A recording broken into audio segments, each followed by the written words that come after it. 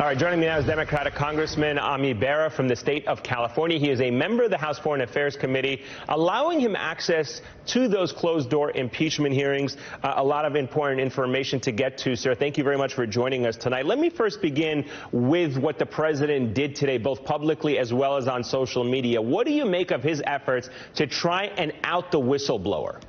Look, the whistleblower did exactly what he's supposed to do and exactly what the law is designed to do. Someone saw something that was really concerning.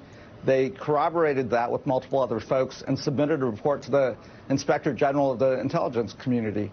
That is a Trump appointee.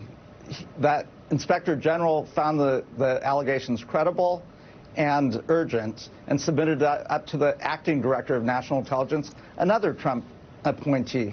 So that acting director of national intelligence didn't take it the way he was supposed to. He took it to the White House.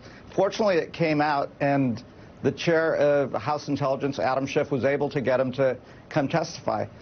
That acting director of national intelligence, a Trump appointee, said the allegations were credible. But what do you make of the president trying to out him today, saying, where is the whistleblower, questioning his background, trying to get him to come forward, if you will, by pressuring him publicly in some of those comments? Look, I think he's just trying to muddy the waters. At this point, the whistleblower is irrelevant. It's the allegations that were made and have been getting corroborated in these depositions. You say the whistleblower is irrelevant. Would you, as a member of the Foreign Affairs Committee, want to hear from the whistleblower? Certainly, we would want to hear what tipped him off, but we've got to protect the whistleblower because we want patriotic individuals, if they see something wrong, to be willing to report that up the chain of command. Based on what you've heard so far in all of these testimonies, is there enough evidence that has emerged for the President of the United States to be impeached today? Well, so he's certainly, what's in the public domain, he's committed impeachable offenses. Now, I'm glad that we're moving to public hearings. I'm glad that the transcripts are going to be released and that the media and the public can see what we've been hearing behind closed doors. And let's see where this leads. And so do you think it'll be inevitable that he will be impeached if you're saying he's already committed impeachable offenses? Well, I think there's plenty of evidence that he's committed impeachable offenses. I think there's plenty of evidence in the public domain that he committed abuses of power.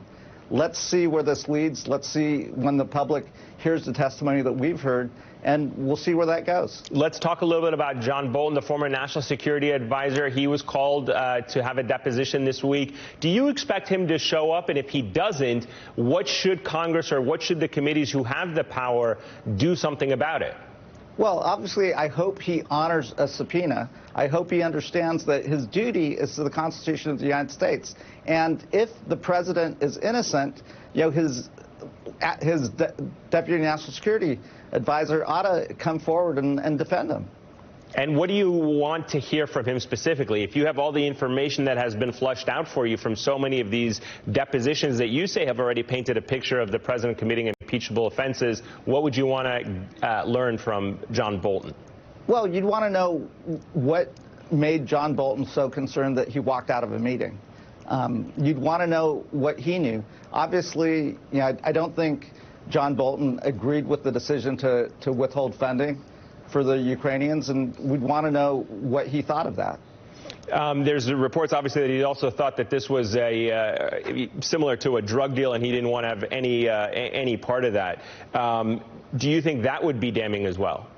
Well, we'd want to know why. If those were the words that he used, we'd not want to know why he thought this was similar to a drug deal. We'd want to know why he thought Rudy Giuliani was a hand grenade waiting to go off. Are you at all concerned, and we showed this at the top of the show, that some of the public support for impeachment and removing the president has actually narrowed? It is flipped, and it has gained traction that the president should be impeached and removed from office. But at the same time, the gap between those who oppose and those who favor impeachment has narrowed. Look, none of us takes pleasure in going through an impeachment process. But we've got to do our job as members of Congress. We should find the truth, we should present the facts, and then we should go through the process. And if that is articles of impeachment, then that's where we end up. All right, Congressman Bera, thank you very much, sir, for joining us this evening. We appreciate your time.